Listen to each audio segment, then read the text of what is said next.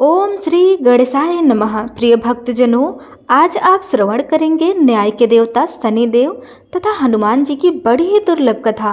पुराणों के अनुसार शनिदेव का नाम एक कृष्ण भी है। यह नाम स्वयं श्री कृष्ण भगवान ने शनिदेव को दिया था।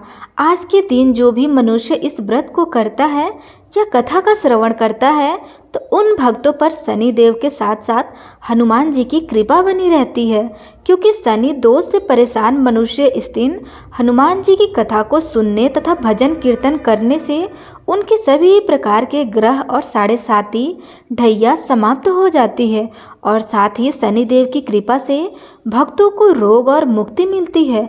तो प्रिय भक्तजनों, आइए श्रवण करते हैं दुख दरिद्र को दूर करने वाली शनिदेव की बड़ी ही दुर्लभ कथा। किसी गांव में एक बहुत ही विद्वान ब्राह्मण रहते थे। एक दिन रात्रि में उसने सपने में देखा कि एक नीला वस्त्र पहने हुए बहुत ही दिव्य पुरुष उसे कह रहे हैं कि हे ब्राह्मणता, मैं तुझे लगूंगा। अब देखिए, यह सपना उस ब्राह्मण को रोज दिखाई देता था। इससे वह परेशान हो गया और दुबला पतला होने लगा। उसका स्वास्थ्य बहुत ही गिरने लगा। एक दिन उसकी पत्नी ने कहा कि मैं आपको कितना अच्छे से खिलाते पिलाती हूँ, मेवे मिश्री खिलाती हूँ, दूध मलाई खिलाती हूँ, अच्छा भोजन आहार पकाकर खिलाती हूँ, फिर भी आप इतने दुबले पतले क्यों होते जा रहे हैं? इसका क्या कारण है?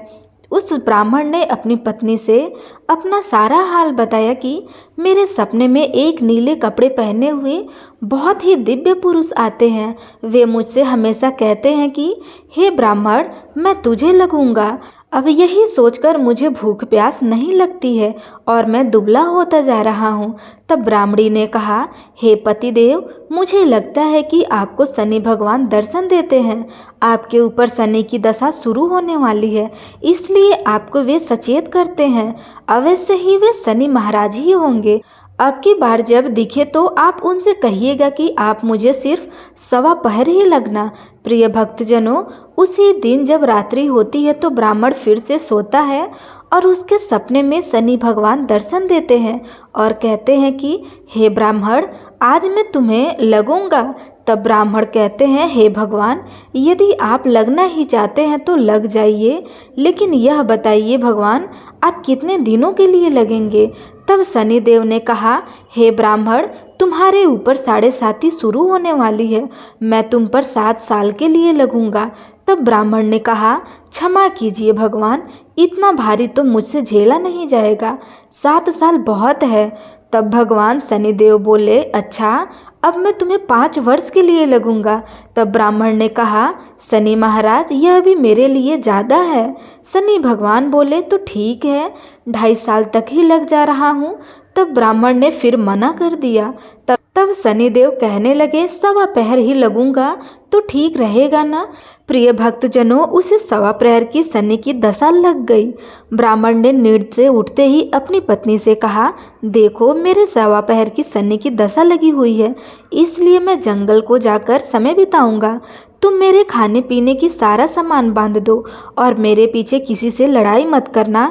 घर में बैठी रहना, बच्चों को कहीं जाने मत देना और इस सवा पहर में किसी को गाली भी मत सुनाना। ऐसा कहकर के ब्राह्मण देवता अपने घर से जंगल की ओर चल दिए। जंगल में ब्राह्मण एक पीपल के पेड़ के नीचे बैठ गए और हनुमान जी का पूजा पाठ करने लगे। एक प्रहर बीत गया तो ब्राह्मण ने सोचा कि बाकी का समय तो रास्ता में ही बीत जाएगा। सुबह वहां से चल दिया और रास्ते में चलते हुए उसे एक सब्जी मंडी दिखाई दी। उसने सब्जी मंडी में से एक बड़ा सा कद्दू खरीदा। कद्दू खरीदकर अपनी चादर में लपेटकर वहां से चल दिया। तभी रास्ते में शनि महाराज एक साधु का वेश बदलकर उसके पास आते हैं और कहते हैं कि तुम्हारे चादर में क्या है? ब्राह्मण ने कहा, हे साधु महाराज, मेरी इस चादर में तो कद्दू है। साधु ने कहा, अच्छा, कद्दू है तो दिखाओ। जब ब्राह्मण ने अपना चादर दिखाया तो आश्चर्य हो गया। उसमें तो उस राजा के बेटे का कटा हुआ सर था। यह देखते ही साधु महाराज, जो कि शनि देव थे, उस ब्राह्मण को लेकर राजा के दरबार में पहुंच गए और राजा से कहने लगे, महाराज यह देखिए, यह दुष्ट दुराचारी आपके पुत्र की हत्या करके उसके सिर को काट के अपने चादर में लेकर घूम रहा था, इसे आप दंड दीजिए। प्रिय भक्तजनों, राजा ने जब सुना कि ब्राह्मण ने उसके पुत्र को मरवा दिया है, राजकुमार की हत्या कर दी है, तब राजा बहुत क्रोधित हो गए। उसने कहा, मुझे मत दिखाओ, मुझसे यह सब कुछ देखा नहीं जाएगा। हे सैनिक, तुम इससे तुरंत ले जाओ और इसे सूली पर चढ़ा दो। जब राजा ने यह समाचार सुना कि राजा के पुत्र का सिर कटा हुआ है, एक ब्राह्मण ने उसकी हत्या कर दी है, तो नगर में हाहाकार मच गया। उस ब्राह्मण को सैनिक सूली पर चढ़ाने के लिए ले गए। जब फांसी पर चढ़ने ही वाला था, तब जैसे ही नियम होता है मरने वाले से उसकी अंतिम इच्छा पूछा जाता है, तो सैनिक ने भी ब्राह्मण को अंतिम इच्छा पूछने को कहा। तो सैनिकों ने भी ब्राह्मण के अंतिम इच्छा को पूछा। सैनिक ने कहा, हे ब्राह्मण, बताओ तुम्हारी अंतिम इच्छा क्या है। ब्राह्मण ने सोचा कि यदि किसी प्रकार कुछ समय तक के लिए फांसी रुक जाए तो शनि की दशा का 1.25 पहर पूरा हो जाएगा। यह सोचकर उसने कहा, भाई मैं बचपन से नित्य बालाजी की कथा कहता हूँ और सुनता भी हूँ। आज मरने से पहले अंतिम बार कथा कह लेने दो। अब क्या था, फांसी देने वाले सैनिकों ने आखिरी इच्छा पूर्ण होने तक फांसी रोक दिया। कहानी कहते कहते 1.25 पहर पूरा हो गया। शनि की दशा खत्म हो गई। अब इधर देखिए, राजा का जो पुत्र था राजकुमार, वह जंगल से शिकार खेलकर वापस राजमहल में आ गया। राजमहल में राजकुमार को देखते ही राजा बहुत प्रसन्न हो गए, लेकिन मन ही मन उसे डर भी लग रहा था कि ये उस निर्दोष ब्राह्मण को फांसी चढ़ा दिया गया होता तो ब्राह्मण हत्या का दोष लग जाता। अब क्या था, राजा ने 2 घुड़सवार को जल्दी से फांसी घर की तरफ दौड़ाया और ब्राह्मणों को आदर सहित दरबार में आने का हुक्म दिया। ब्राह्मण राज दरबार में उपस्थित हुआ तो राजा ने क्षमा याचना मांगते हुए कहा कि अगले बगल में जो चादर है उसे खोल कर दिखाओ। राजा की आज्ञा के अनुसार ब्राह्मण ने चादर खोली तो उसमें कद्दू था। राजा ने ब्राह्मण को बहुत सा धन दिया और पूछा, हे ब्राह्मण देवता, मुझे यह समझ में नहीं आया, इस सब के पीछे क्या रहस्य है, यह सब क्यों हुआ, आखिर यह सब था क्या। तब ब्राह्मण ने कहा, हे महाराज, मुझे 1.25 पहर की शनि की दशा लगी हुई थी, इसलिए यह सब कुछ हो रहा था। राजा ने कहा, हे ब्राह्मण, शनि देव की दशा किस प्रकार टलती है। ब्राह्मण ने कहा, हे राजन, यदि राजा का सेठ को यह दशा लगती है तो काला हाथी या काला घोड़ा दान करना चाहिए, और गरीब को शनि की दशा लगती है तो पीपल की पूजा करनी चाहिए और शनि की कहानी सुननी चाहिए। तिल, तेल और काला उड़द आदि का दान करें। काले कुत्ते को तेल चुपड़ी रोटी खिलाइए तो शनि की दशा उतर जाएगी। अब देखिए, राजा ने उस ब्राह्मण को कद्दू वापस किया। अब घर आकर ब्राह्मण ने कद्दू अपनी पत्नी को दे दिया।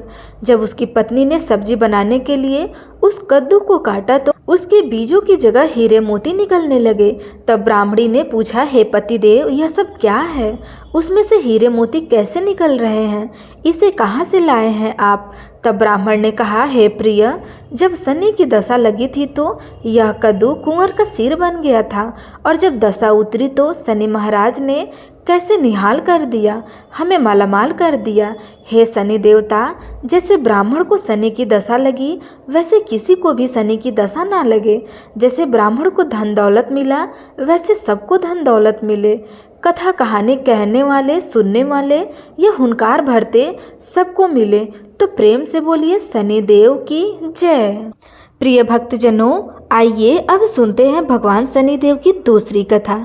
यह कथा सुनने से भक्तों को मनोवांछित फल की प्राप्ति होती है। नर्मदा नदी के किनारे एक गांव में बहुत ही बड़े साहूकार का परिवार निवास करता था। साहूकार की मृत्यु हो चुकी थी। घर में साहूकारनी और उसके 2 बेटे, एक बड़ी बहू थी। साहूकारनी का छोटा बेटा मानसिक रोग से ग्रस्त था। उसकी मानसिक स्थिति ठीक नहीं थी। साहूकारनी की बड़ी बहू तारा को विवाह के कई वर्ष बीत गए थे, पर अभी तक उसे कोई संतान नहीं हुई थी। तारा को सदैव यही भय था कि कहीं उसके पति संतान पाने के लिए दूसरा विवाह न कर ले। यदि उसके पति ने दूसरा विवाह कर लिया तो उसे सौतन का दुख सहना पड़ेगा। इसी डर से तारा ने यह योजना बनाई और उसने अपने घर में काम करने वाली नौकरानी चंदा से अपने देवर चंदन का विवाह कराने के लिए अपनी सासू माँ साहूकारनी तथा अपने पति को मना लिया। चंदा स्वभाव से बड़ी ही दयालु तथा कृष्ण भक्त थी। वह बचपन से ही उसी साहूकार के घर काम करती थी। उसका अपना कोई नहीं था। अब चंदा का विवाह मानसिक रोगी चंदन से करा दिया गया। कुछ साल बाद चंदा ने एक सुंदर पुत्र को भी जन्म दिया, किंतु चंदा की जेठानी तारा ने चंदा का बच्चा छीन लिया और उसे घर से धक्के मारकर बाहर निकाल दिया और तारा ने अपने पति को भी अपने पक्ष में कर लिया। बेचारा चंदन तो मानसिक रोगी था, वह कर ही क्या सकता था और वह साहूकारनी चाहकर भी कुछ नहीं कर सकी।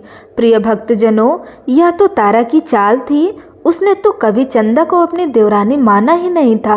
वह तो सिर्फ चंदा से उसका बच्चा लेना चाहती थी ताकि उसे पाल पोस कर अपना नाम दे सके। अब देखिए, चंदा के बार बार रोने गिड़गिड़ाने पर भी तारा नहीं मानी और उसे उस गांव से निकाल दिया। अब चंदा गांव-गांव भटकने लगी। भटकते भटकते वह कृष्ण जी के एक पुराने मंदिर में जा पहुंची। वहीं पर उसने प्रभु से न्याय की गुहार लगाई। वह अपना सर भगवान की चौखट पर पटकने लगी और लगातार ओम कृष्णाय नमः मंत्र का जाप भी करती रही।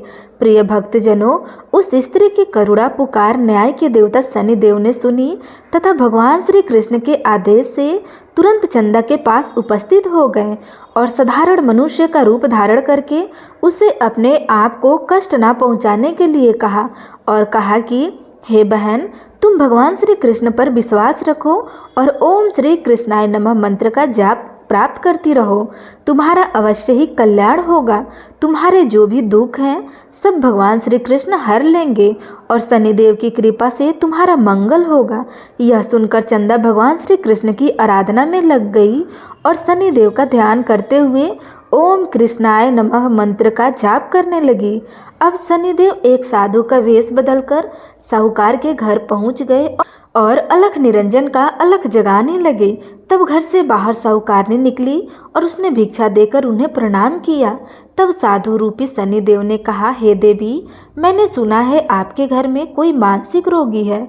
मैंने 7 सालों से हिमालय के जंगल में भटकते हुए बहुत ही दुर्लभ जड़ी बूटी इकट्ठा की है जो हर प्रकार के रोगों को समाप्त कर देती है। यदि आप कहो तो मैं आपके घर में मारिच को ठीक कर सकता हूँ। प्रिय भक्तजनों, उस साहूकारनी ने कहा, हे महात्मा, अहो भाग्य जो आप यहाँ पधारे। हाँ महाराज जी, मेरा छोटा बेटा जो कि दिमागी रूप से बीमार है, आप उसे ठीक कर दीजिए। आप जो चाहेंगे वह मैं आपको दूंगी। आइए, घर के अंदर आइए। साहूकारनी ने अपने बेटे चंदन को साधु महाराज को दिखाया जो अब चंदा के चले जाने से बहुत ही दुखी था। साधु महाराज ने अपने कमंडल से जल निकालकर उसे अभिमंत्रित करके चंदन को पीने के लिए दिया। उस जल को पीते ही चंदन ठीक हो गया और साधु महाराज ने तारा को भी बहुत समझाया कि वह चंदा का बच्चा उसे वापस कर दे और अपनी गलती को स्वीकार कर ले, किंतु नहीं मानी। वह उल्टे तो उस साधु की महाराज को डांटने लगी, यहाँ तक कि चंदन के ठीक होने से उससे ईर्ष्या करने लगी। इस बात से रुष्ट होकर भगवान शनिदेव की दशा तारा को लग गई और वह मानसिक रोगी हो गई। उसका एक हाथ लकवा से ग्रस्त हो गया तथा साधु महात्मा के बताए अनुसार चंदन अपनी पत्नी चंदा को घर ले आया और अपनी पत्नी, बच्चे और माँ के साथ हंसी खुशी जीवन व्यतीत करने लगा। प्रिय भक्तजनों, तारा को शनिदेव ने उसके कर्मों का फल दिया और चंदा के सिर्फ ओम कृष्णाय नमः मंत्र का जाप करने से उस पर कृपा बरसाई और उसका बच्चा, पति, परिवार वापस मिल गया। उसका पति भी स्वस्थ हो गया। तो प्रेम से बोलिए शनि महाराज की जय। प्रिय भक्तजनों, साढ़ेसाती क्या होती है, इससे लोग क्यों डरते हैं? यह सही है कि साढ़ेसाती के समय व्यक्ति को कठिनाइयों और परेशानियों का सामना करना पड़ता है, किंतु इससे डरने और घबराने की कोई बात नहीं है। इसमें कठिनाई और मुश्किल हालात जरूर आते हैं, परंतु इस समय व्यक्ति को कामयाबी मिलती है। बहुत से व्यक्ति साढ़ेसाती के प्रभाव से सफलता की ऊंचाई पर पहुंच जाते हैं। साढ़ेसाती व्यक्ति को कर्मशील बनाता है और उसे कर्म की ओर ले जाता है। अभिमानी, हठी और कठोर व्यक्तित्व वाले व्यक्ति से यह काफ़ी मेहनत करवाता है। साढ़ेसाती के 3 चरण होते हैं। साढ़ेसाती का पहला चरण होता है नज़दीकी रिश्तेदारों और जातक को प्रभावित करता है, और 7.5 का दूसरा चरण होता है व्यापार और गृहस्थी को प्रभावित करता है, और 7.5 का तीसरा चरण होता है परिवार और स्वास्थ्य को प्रभावित करता है। भगवान शनिदेव न्याय के देवता है। यह कभी भी किसी को ऐसे ही दंड नहीं देते हैं। यदि दंड देते हैं तो उसे उसके साथ बहुत ही बड़ी शिक्षा भी देते हैं। जैसे एक माता अपने पुत्र की गलती पर उसे दंड देती है उसकी भलाई के लिए, उसे सही मार्ग पर जाने के लिए, ठीक वैसे ही शनिदेव कर्म और न्याय के पथ पर चलने के लिए मनुष्य को दंड देते हैं, ताकि वह डरकर आगे ऐसा कार्य ना करे और अपने जीवन को सरल और सार्थक बनाए। भगवान शनिदेव तो न्याय की मूर्ति हैं। इनकी पूजा और भक्ति करके व्यक्ति धन ऐश्वर्य से संपन्न हो जाता है और सफलता की नई ऊंचाइयों को छूता है, जीवन में तरक्की करता है, घर में सुख समृद्धि वैभव का आगमन होता है और व्यक्ति का जीवन बड़ा ही सुखमय हो जाता है। शनिदेव भगवान को प्रसन्न करने के लिए शनिवार के दिन पीपल के पेड़ के नीचे शाम को दिया अवश्य जलाएं और कुत्ते को तेल से चुपड़ी रोटी खिलाएं। शनिवार को जल में तिल डालकर पीपल को चढ़ाएं। इससे शनिदेव अत्यंत प्रसन्न होते हैं और ओम कृष्णाय नमः मंत्र का भी जाप करें। अब आप सुनिए हनुमान जी की एक पौराणिक कथा। पौराणिक कथा के अनुसार बहुत समय पहले की बात है। एक साहूकारनी थी, उसका बेटा और बहू थे। पति की मृत्यु युवावस्था में ही हो गई थी और इस तरह उस साहूकारनी का रोज का नियम था, वह हनुमान जी के मंदिर में जाती और साथ में हलवा पूरी और चूरमा बनाकर ले जाती और हनुमान जी से कहती, कांधे सोटे लाल लंगोटे, हनुमान जी खायो चूरमे और रोटी, मैंने तुम्हें दिया जवानी में, तुम मुझे देना बुढ़ापे में। अब क्या था, पूजा करने के बाद वह साहूकारनी अपने घर आती तो उसकी बहू बोली, सासू जी तुम चूरमा रोटी लेकर कहाँ जाती हो? रोज वह साहूकारनी बोली, मैं बालाजी के मंदिर में जाती हूँ। वह बोली, मंदिर में तो जाती हो आप, हमें तो लगता नहीं है आप अपने खाने के लिए रोज चूरमा और हलवा बनाती हो और चोरी चुपके जाकर कहीं खा लेती हो। प्रिय भक्तजनों, सास अपनी बहू की बातें सुनती है तो भी कुछ नहीं बोलती है और उसका मन बड़ा ही दुखी हो जाता है। उसे यह दुख होता है कि वह भगवान की भक्ति करती है और उसकी बहू उसे चटोरी कह रही थी। अब क्या था, दुख के मारे वह जाकर अपने कमरे में सो जाती है। सोते सोते 5 दिन हो गए। हनुमान जी सपने में आए और बोले, हे साहूकारनी तूने तो जवानी में दिया है, मैं तुझे बुढ़ापे में देता हूँ। साहूकारनी बोली, हे हनुमान जी आज तो आप मुझे खाने के लिए दे देंगे, लेकिन रोज कौन देगा? हनुमान जी बोले, हे साहूकारनी मैं तुम्हें रोज दूंगा। अब क्या था, हनुमान जी की महिमा देखिए। उन्होंने साहूकारनी के लिए चूरमा रोटी हलवा पूरी दिया। साहूकारनी चुपचाप चूरमा रोटी खा लेती है। इसी प्रकार 5-6 दिन बीत जाते हैं। धीरे धीरे बहू के घर से अचानक अनाज इत्यादि खत्म होने लगते हैं। इसके पास कुछ नहीं रहता, सब चीज़ में घाटा पड़ गया। बहू ने सोचा, सास को 7 दिन हो गए, मैंने तो उन्हें खाने को कुछ भी नहीं दिया, देखूँ तो कैसी है। अब देखिए, बहू अपनी सास के कमरे में जाकर देखती है तो उसने क्या देखा कि उसकी सास तो अच्छी भली मोटी ताजी है। बहू बोली, सासू जी मैंने तुम्हें खाने को कुछ भी नहीं दिया और तुम क्या खाती हो कि इतनी स्वस्थ और मोटी ताजी हो? सास बोली, मुझे तो हनुमान जी मीठी मीठी हलवा और रोटी दे जाते हैं, मैं वही खाती हूँ। अब क्या था, बहू सास के पैरों में गिर गई। उसे पछतावा हुआ। वह बोली, हे सासू माँ हम तो तुम्हारे भाग्य का खाते हैं, हमारे घर में तो कुछ भी नहीं रहा। मैंने आपको खाना नहीं दिया, मैंने आपकी भक्ति में झूठा समझा, आपको चटोरी समझा, इसलिए भगवान ने मुझे दंड दिया है। 7 दिन के अंदर ही हमारे घर से अनाज धन इत्यादि समाप्त हो गया। हे सासू माँ अब आप ही सब कुछ संभालो, मुझे अपनी भक्ति पर विश्वास हो गया। आपके हनुमान जी को भोग लगाया जवानी में और हनुमान जी ने आपको वही भोग बुढ़ापे में लौटाया है। आपका पेट भरा हुआ, हनुमान जी की महिमा अपार है। कोटि कोटि प्रणाम है। प्रिय भक्तजनों, अब क्या था, उस सास ने खुशी खुशी घर की सारी जिम्मेदारियां संभाल ली और सास यानी कि वह साहूकारनी हनुमान जी को रोज चूरमा रोटी हलवा पूरी खिलाया करती, हलवा पूरी चढ़ाया करती थी। फिर घर में बहुत बरकत हुई और खूब धन धान्य आने लगा। हे हनुमान जी महाराज, हे बालाजी महाराज, जैसे आपने उस साहूकारनी को दिया वैसे सबको देना, सबके घर में अन्य धन से भंडार भरे रखना, सबका भला और मंगल करना। इस कथा कहानी को कहने सुनने वाले तथा हुंकार भरने वाले सभी को देना। प्रिय भक्तजनों, आइए बजरंग बली की जयकारा लगाते हैं, तो प्रेम से बोलिए बजरंग बली हनुमान जी की जय। प्रिय भक्तजनों, अब आइए सुनते हैं एक दूसरी कथा, मंगल देवता की कथा। एक नगर में एक वृद्ध रहती थी, उसका एक ही पुत्र था। उस वृद्धा की हनुमान जी पर बहुत गहरी आस्था थी। वह हर मंगलवार का व्रत रखती थी और हनुमान जी की पूजा आराधना करती थी। एक बार हनुमान जी ने अपनी भक्तिन से वृद्ध महिला की श्रद्धा का परीक्षा करने का विचार किया। हनुमान जी साधु का वेश धारण कर वृद्धा के घर गए और पुकारने लगे कि है कोई हनुमान भक्त जो हमारी इच्छा पूर्ण कर सके। तब आवाज़ उस वृद्धा के कान में पड़ी। इस पुकार को सुनकर वृद्धा जल्दी से बाहर आई और साधु को प्रणाम करके बोली, आज्ञा महाराज। हनुमान वेशधारी साधु बोले, मैं भूखा हूँ, भोजन करूँगा, तुम थोड़ी सी जमीन लीप दो। वृद्धा दुविधा में पड़ गई, अंततः हाथ जोड़कर बोली, हे महाराज, लिपने और मिट्टी खोदने के अतिरिक्त आप कोई दूसरी आज्ञा दे, मैं अवश्य पूर्ण करूँगी। साधु ने 3 बार प्रतिज्ञा कराने के बाद कहा, तो अपने बेटे को बुला, मैं अब उसकी पीठ पर आग जलाकर भोजन बनाऊंगा। यह सुनकर वृद्धा घबरा गई, परंतु वह प्रतिज्ञाबद्ध थी। उसने अपने पुत्र को बुलाया, साधु को सौंप दिया।